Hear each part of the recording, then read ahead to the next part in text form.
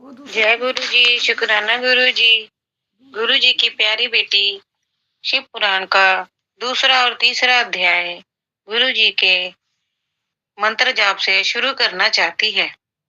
ओम नमः शिवाय। शिव जी सदा सहाय। ओम नमः शिवाय। गुरु जी सदा सहाय। संगत जी, इस अध्याय में देवराज को शिवलोक की प्राप्ति होती है और चंचलिका को पाप से मुक्ति होती है। उसके बारे में बताया गया है कि महाशिव पुराण का पाठ करने से हमें मोक्ष की प्राप्ति हो जाती है, हमारे पापों का नाश हो जाता है। तो संगत जी, हम दूसरा अध्याय शुरू करते हैं। शिव पुराण के श्रवण से देवराज को शिवलोक की प्राप्ति तथा चंचुला को पाप से भय एवं संसार से वैराग्य। श्री सौनक जी ने कहा, महाभाग सुत जी, आप धन्य हैं, परमार्थ तत्व के ज्ञाता हैं। आपने कृपा करके हम लोगों को यह बड़ी अद्भुत एवं दिव्य कथा सुनाई है। भूतल पर इस कथा के समान कल्याण का सर्वश्रेष्ठ साधन दूसरा कोई नहीं है। यह बात हमने आज आपकी कृपा से निश्चय पूर्वक समझ ली। सुत जी, कलयुग में इस कथा के द्वारा कौन कौन से पापी शुद्ध होते हैं, उन्हें कृपा पूर्वक बताइए और इस जगत को कृतार्थ कीजिए। सुत जी बोले, मुने जो मनुष्य पापी, दुराचारी, खल और काम क्रोध आदि से निपीड़ित डूबे रहते हैं, निरंतर डूबे रहने वाले हैं, वे भी इस पुराण के श्रवण पठन से अवश्य ही शुद्ध हो जाते हैं। इसी विषय में जानकर मुनि इस प्राचीन इतिहास का उदाहरण दिया करते हैं, जिसके श्रवण मात्र से पापों का पूर्णतः नाश हो जाता है। पहले की बात है, कहीं की रातों के नगर में एक ब्राह्मण रहता था, जो ज्ञान में अत्यंत दुर्बल, दरिद्र एवं रस बेचने वाला तथा वैदिक धर्म से विमुख था। वह स्नान, संध्या आदि कर्मों से भ्रष्ट हो गया था और वेश्यावृत्ति में तत्पर रहता था। उसका नाम था देवराज। वह अपने ऊपर विश्वास करने वाले लोगों को ठगा करता था। उसने ब्राह्मणों, क्षत्रिय, वैश्य, शूद्रों तथा दूसरों को भी अनेक बहानों से मारकर उनका धन हड़प लिया था, परंतु उस पापी का थोड़ा सा भी धन कभी धर्म के काम में नहीं लगा था। वह वेश्यागामी तथा सब प्रकार से आचार भ्रष्ट था। एक दिन घामता वह देव योग से प्रतिष्ठानपुर में जा पहुंचा। वहां उसने एक शिवालय देखा, जहां बहुत से साधु महात्मा एकत्र हुए थे। देवराज उस शिवालय में ठहर गया, किंतु वहां उस ब्राह्मण को ज्वर आ गया। इस ज्वर से उसको बड़ी पीड़ा होने लगी। वहां एक ब्राह्मण देवता शिव पुराण की कथा सुना रहे थे। ज्वर में पड़ा हुआ देवराज ब्राह्मण के मुखारविंद से निकली हुई उस शिव पुराण कथा को निरंतर सुनता रहा। एक माह के बाद वह ज्वर से अत्यंत पीड़ित होकर चला गया। यमराज के दूत आए और उसे पाशों में बांधकर बलपूर्वक यमपुरी ले गए। इतने में ही शिवलोक से भगवान शिव के पार्षद गण आ गए। उनके गौर अंग कपूर के समान उज्जवल थे, हाथ त्रिशूल से सुशोभित हो रहे थे। उनके संपूर्ण अंग भस्म से अदृष्ट थे और रुद्राक्ष की मालाएं उनके शरीर की शोभा बढ़ा रही थी। वे सबके सब क्रोध पूर्वक यमपुरी में गए और यमराज के दूतों को मार पीट कर बार बार धमकाकर उन्होंने देवराज को उनके चंगुल से छुड़ा लिया और अत्यंत अद्भुत विमान पर बिठाकर जब वे शिवदूत कैलाश जाने को उदित हुए, उस समय यमपुरी में बड़ा भारी कोलाहल मच गया। उस कोलाहल को सुनकर देवराज अपने भवन से बाहर आए। साक्षात दूसरे रुद्रों के समान प्रतीत होने वाले उन चारों दूतों को देखकर धर्मराज ने उनका विधि पूर्वक पूजन किया और ज्ञान दृष्टि से देखकर सारा वृत्तांत जान लिया। उन्होंने भय के कारण भगवान शिव के उन महात्मा दूतों से कोई बात नहीं पूछी, उल्टे उन सबकी पूजा प्रार्थना की।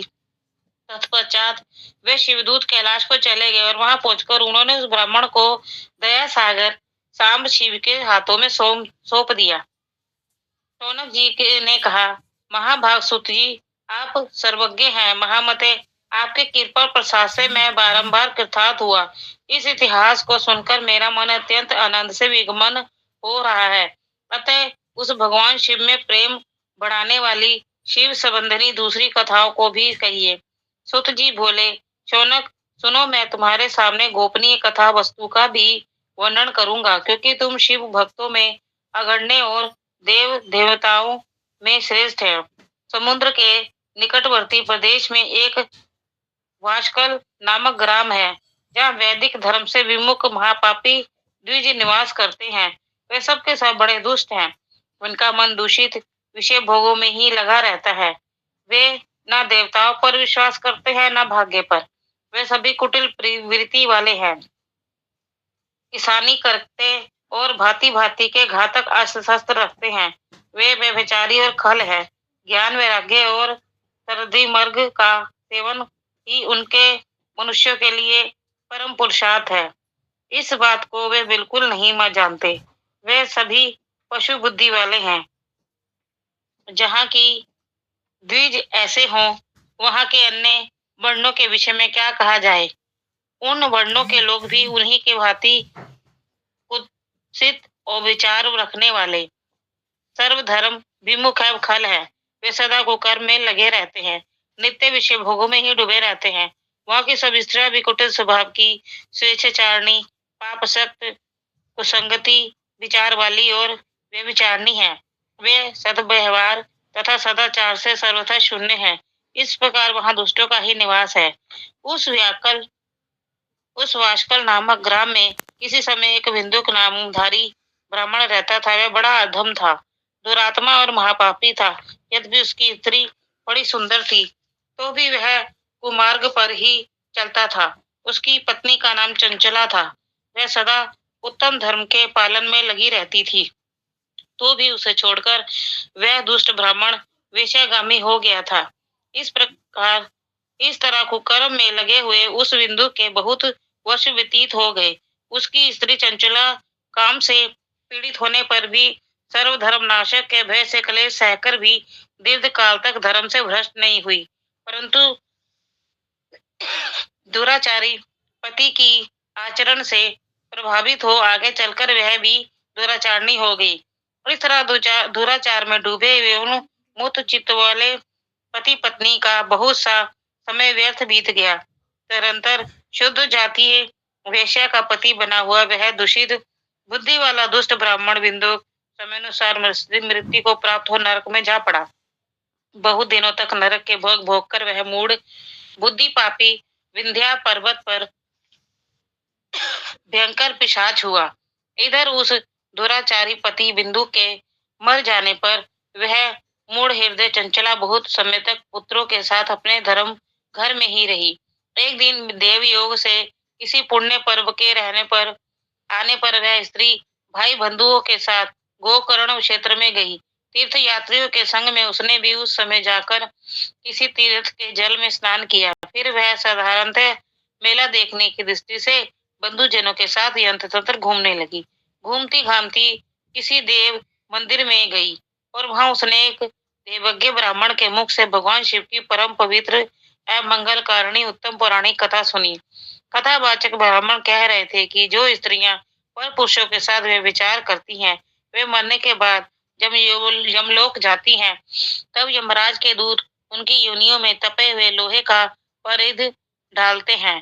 पौराणिक ब्राह्मण के मुख से यह वैराग्य बढ़ाने वाली कथा सुनकर चंचला भय से व्याकुल हो कांपने लगी तथा कथा समाप्त हुई और सुनने वाले सब लोग वहां से चले गए। तब वह भयभीत नारी एकांत में शिव पुराण की कथा वाचने वाले उन ब्राह्मण देवता से बोली। चंचला ने कहा, ब्राह्मण, मैं अपने धर्म को नहीं जानती थी, इसलिए मेरे द्वारा बड़ा दुराचार हुआ है। स्वामी, मेरे ऊपर अनुपम कृपा करके आप मेरा उद्धार कीजिए। आज आपके वैराग्य रस से ओतप्रोत इस प्रवचन को सुनकर मुझे बड़ा भय लग रहा है। मैं कांप उठी हूँ। मुझे इस संसार में वैराग्य हो गया है। मुझ मूढ़ चित्त वाली पापनी को धिक्कार है। मैं सर्वथा निंदा के योग्य हूँ। कुसंगति विषय में फंसी हुई हूँ और अपने धर्म से विमुख हो गई हूँ। हाय, ना जाने किस किस घोर कष्टदायक दुर्गति में मुझे पड़ना पड़ेगा। वहाँ कौन बुद्धिमान पुरुष कुमार्ग में मन लगाने वाली मुझ पापनी का साथ देगा। मृत्यु काल में उन भयंकर यमदूतों को मैं कैसे देखूंगी? जब वे पर बलपूर्वक मेरे गले में फंदा डालकर मुझे बांधेंगे, तब मैं कैसे धीरज धारण कर सकूंगी? नरक में जब मेरे शरीर के टुकड़े टुकड़े किए जाएंगे, उस समय विशेष दुख देने वाली उस महा यातना को मैं कहाँ कैसे सहन कर सकूंगी? हाय, मैं मारी गई, मैं जल गई, मेरा हृदय विदीर्ण हो गया और मैं सब प्रकार से नष्ट हो गई, क्योंकि मैं हर तरह से पापों में डूबी रही हूँ। ब्राह्मण, उस आप ही मेरे गुरु, आप ही माता और आप ही पिता है। आपकी शरण में आई हुई मुझ दीन अबला का आप ही उद्धार कीजिए, उद्धार कीजिए। सुत जी कहते हैं, शौनक इस प्रकार खेद और वैराग्य से युक्त हुई चंचला ब्राह्मण देवता के दोनों चरणों में गिर पड़ी। तब उन बुद्धिमान ब्राह्मण ने कृपा पूर्वक उसे उठाया और इस प्रकार कहा। यहीं पे अध्याय 2 और 3 समाप्त होता है। अगले सत्संग में हम शिव पुराण का चौथा अध्याय कहेंगे। इसमें कोई गलती हो गई हो तो माफ करना, और सभी पढ़ने वालों को शिव भोले और गुरु जी पापों से मुक्ति दें। जय गुरु जी, जय जय गुरु जी।